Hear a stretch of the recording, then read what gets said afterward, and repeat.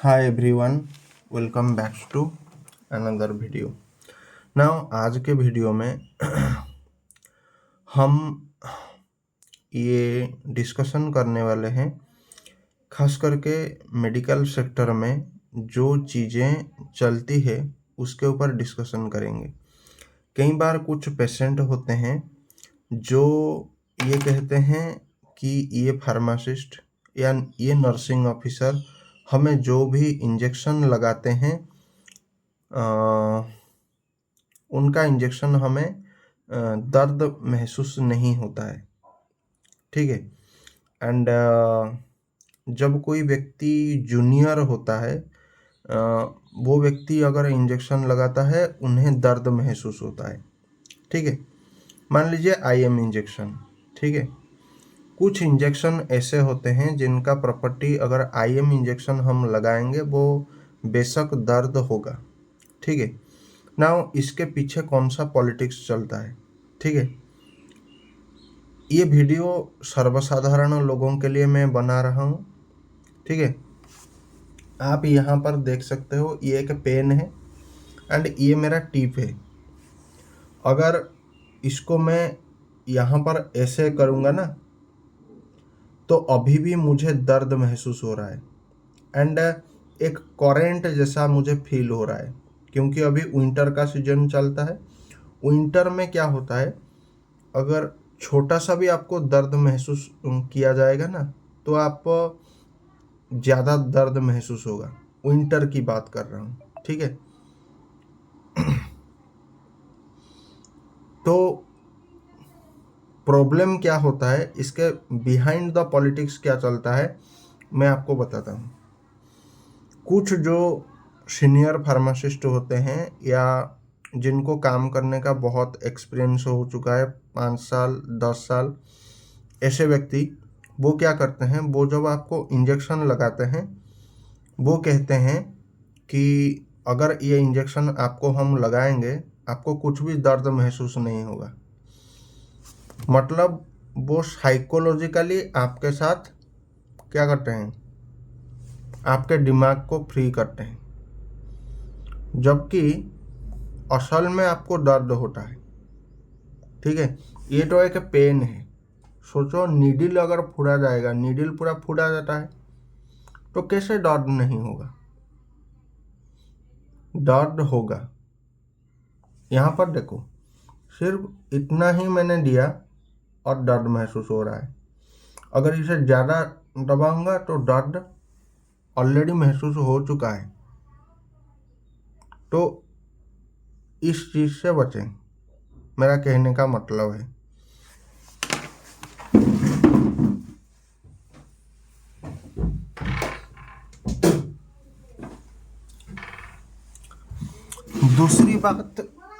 दूसरी बात जो याद रखने का लायक है वो ये है, मान लीजिए आपको पैरासीटामोल का आईएम इंजेक्शन लगा रहा है। आईएम इंजेक्शन लगाना कोई बड़ी बात नहीं, या आईवी इंजेक्शन, आईवी कैनुला लगाना कोई बड़ी बात नहीं। अगर आपका इंस्ट्रक्टर अच्छा है, अगर आपका इंस्ट्रक्टर आपको सब कुछ सिखाया है, प्रॉपर तरीके से आपको एक्सप्लेनेशन किया है एंड आप 5 साल 3 साल ऐसे अगर काम कर चुके हो प्रैक्टिकल फील्ड में, तब कोई भी व्यक्ति इंजेक्शन लगा सकता है। इंजेक्शन लगाना कोई मैटर नहीं, मैटर है आपके बॉडी में जो ड्रग या फिर जो मेडिकामेंट वर्ड यूज करना ज़्यादा सही होगा, क्योंकि ड्रग क्रूड फॉर्म में रहता है। ठीक है। जब ये डोसेज फॉर्म में कन्वर्ट हो जाता है तब हम मेडिसिन इसे कहते हैं। तो मेडिसिन की बात करते हैं। ठीक है। जो ड्रग आईएम इंजेक्शन में दिया जाता है उसके बारे में जो व्यक्ति स्टडी करता है, असल में वहाँ पर बहादुरी होता है।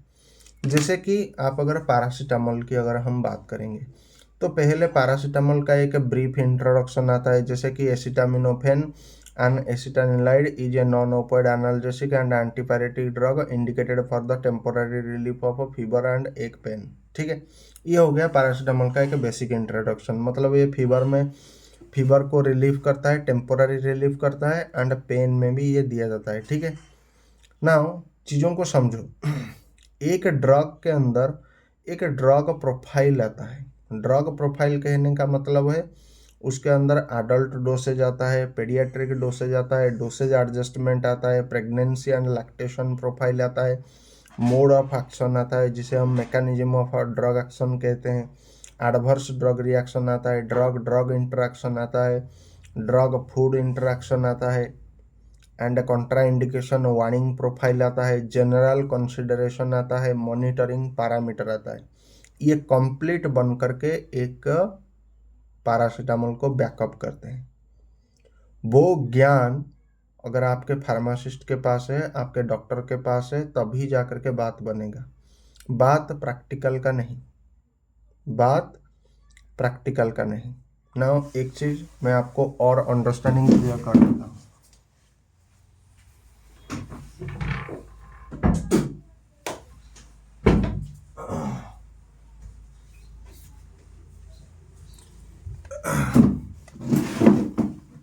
ये एक बुक है, ये एक बुक है। Now pharmacist, as a pharmacist हम लोगों का काम सिर्फ ये नहीं कि रोगी की सेवा करना, नहीं, हम लोगों का सिर्फ यही काम नहीं होता है। हम लोगों का काम क्या होता है कि जनरल जो पब्लिक होता है, जो आम इंसान होता है, उसको दरअसल मेडिकल फील्ड के ऊपर थोड़ा बहुत जानकारी होना चाहिए। मैंने किसी फार्मासिस्ट से ये सुना था कि किताब पढ़ करके कोई डॉक्टर नहीं बन सकता है। मुझे खुशी इस बात का है कि आपने कम से पढ़ा लिखा इंसान हो। ये जाहिर सी बात सच है कि किताब पढ़ करके कोई डॉक्टर नहीं बन सकता है। हम भी इस बात को मानते हैं और जानते भी हैं और समझते भी हैं। किताब पढ़ करके कोई डॉक्टर नहीं बन सकता है, ये अर्ध सत्य है। पूर्ण सत्य क्या है कि किताब पढ़े बिना कोई डॉक्टर भी बन नहीं सकता है। दो वर्ड है, दो लाइन है। पहला लाइन, किताब पढ़ करके कोई डॉक्टर नहीं बन सकता है। ये क्या इंडिकेट कर रहा है? ये इंडिकेट कर रहा है कि आप प्रैक्टिकल करो। मतलब यहां पर प्रैक्टिकल को ज्यादा फोकस दिया जाता है, थ्योरी को नहीं। जबकि प्रैक्टिकल का बाप होता है थ्योरी।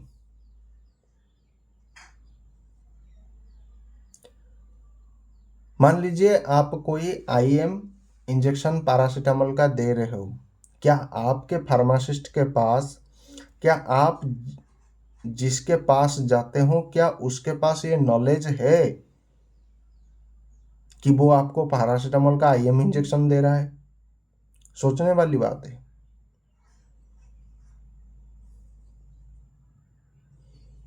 भाई आप अर्ध सत्य बोलते हो, पूर्ण सत्य बोल दो ना कि किताब पढ़े बिना कोई डॉक्टर भी नहीं बन सकता है। एंड जो दूसरा लाइन है, किताब पढ़ करके कोई डॉक्टर, किताब पढ़े बिना कोई डॉक्टर बन नहीं सकता है, वो क्या इंडिकेट कर रहा है कि थियोरिटिकल एस्पेक्ट इसका क्या है, इसका प्रोसीजर क्या है।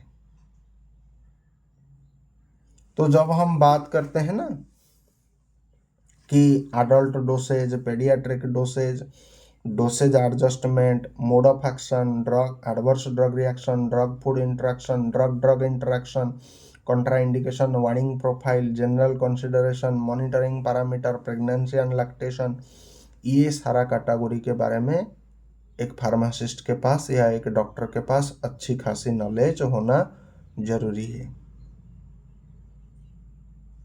और कम से कम ऐसे 3000 मेडिसिन आई थिंक है। ये एक ड्रग का हिसाब दे रहा हूं, और एक ड्रग के अंदर बहुत सारे होते हैं।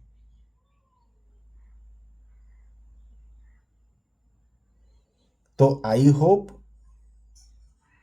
कि जो आम लोग हो,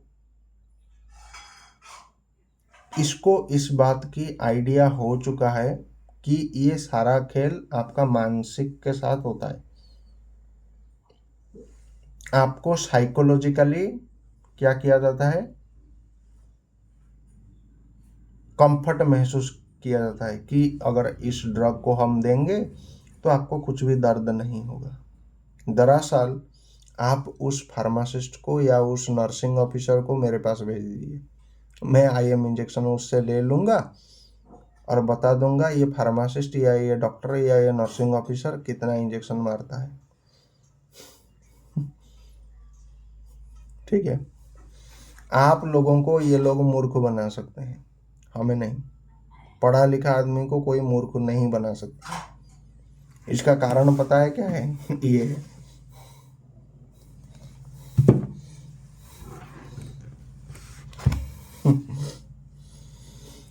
तो आज के वीडियो के लिए इतना ही, फिर मिलते हैं किसी ऐसे ही इंटरेस्टिंग वीडियो के साथ। तब तक के लिए जय Hind, Vande Mataram, thanks for watching.